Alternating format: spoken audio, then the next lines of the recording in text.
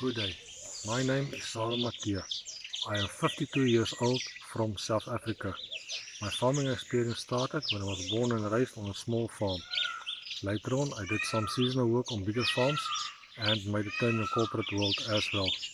Our main income is from maize crops, and we're using the Massey Ferguson 165 and the Massey Ferguson 290.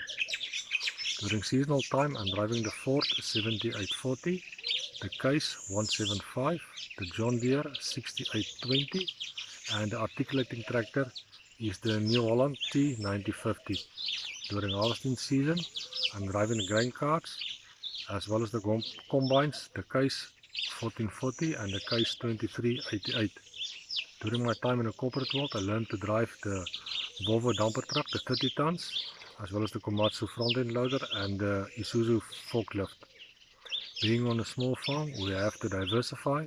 So currently we have approximately 25 head of cattle, as well as 250 head of sheep. The skills I have, although nothing is formal qualifications, I have skills in arc welding, bricklaying, plumbing, and some electrical work. We do service our vehicles ourselves.